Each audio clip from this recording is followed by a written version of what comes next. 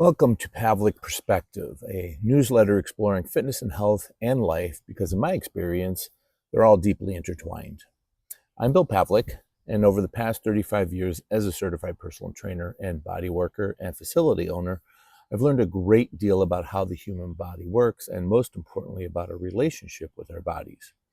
Now, the first word in my job title of personal trainer is personal. Every client I've worked with has had unique needs, goals, challenges, experiences, and aspirations. Now, needs have evolved over time, and just as we do. The word personal also reflects what I bring to the field of health and wellness, my own journey of physical, mental, and emotional growth. And like everyone else, I continue to learn, adapt, and discover new perspectives. My hope for this newsletter is that we can bring our personal experiences together so that you can learn from one another, grow together, and support each other throughout our individual life journeys. In every edition, there'll be a quote, and in this edition, the quote is, "It is better to be the alive rabbit than to be the dead tiger."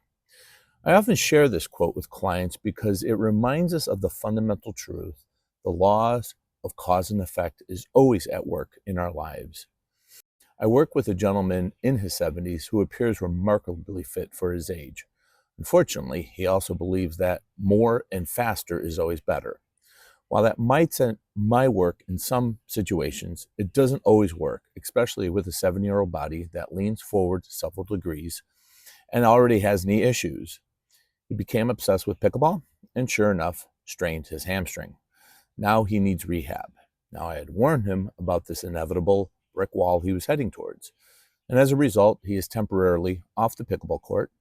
His workouts have scaled back significantly, and the very thing he was trying to deny, the reality of aging, has become impossible to ignore through injury, pain, limited mobility, and a blow to his confidence. Cause and effect doesn't care who we are, doesn't care about our wealth, education, kindness, political views, race, or religion.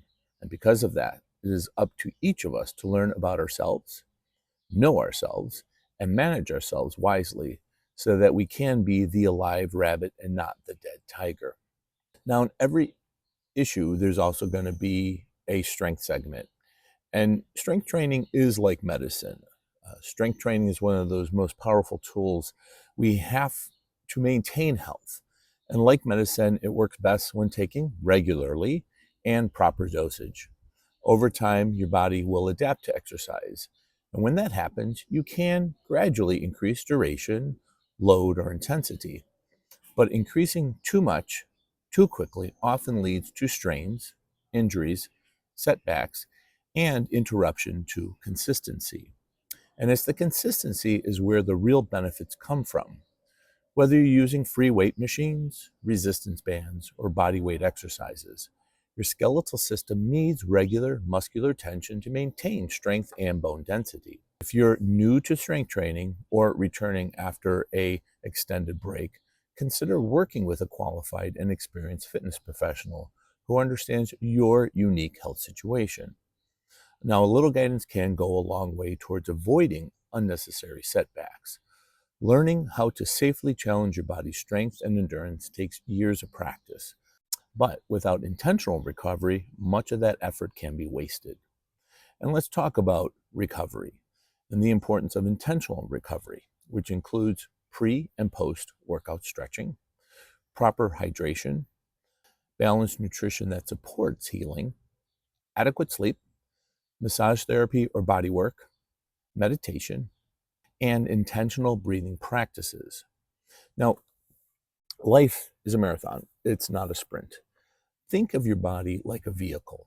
If you're consistently flooring the gas to the pedal, skipping maintenance, using poor quality fuel, and ignoring warning signs or signals, eventually that vehicle will break down.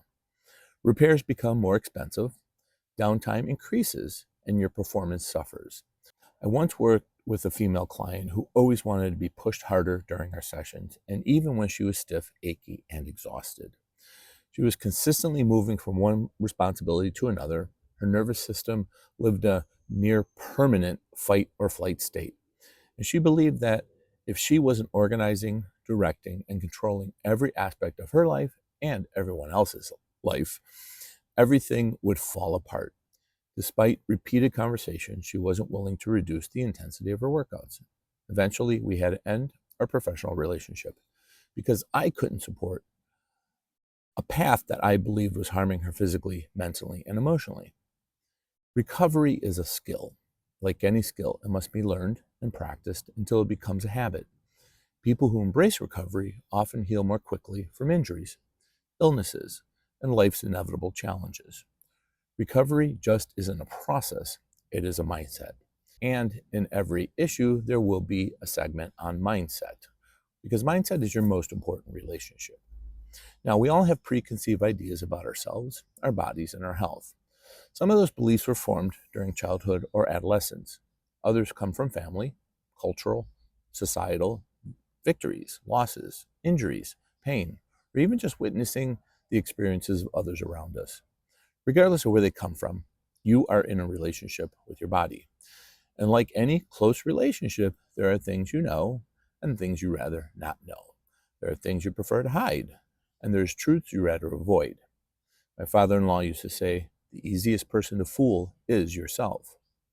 The key to creating lasting, peaceful partnership with body, mind, and spirit is to pursue harmony. There's no perfect, pain-free existence. There's only trade-offs. Be willing to shift your perspectives. Consider adding one small, beneficial habit each month. Start by becoming aware of behaviors that may not be serving you, not from a place of judgment, but from a place of curiosity. Awareness sounds simple, and yet, when the current Dalai Lama was asked, what is the hardest thing about being human? He replied, being conscious. And why is that? Because once we become aware of our current emotional experience, we're faced with the challenge of not knowing what to do with it.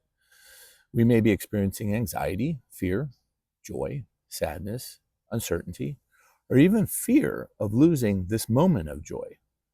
Often, we haven't developed healthy ways to sit with uncomfortable emotions, so we default towards what's familiar, and even when we know that may not be what's best for us.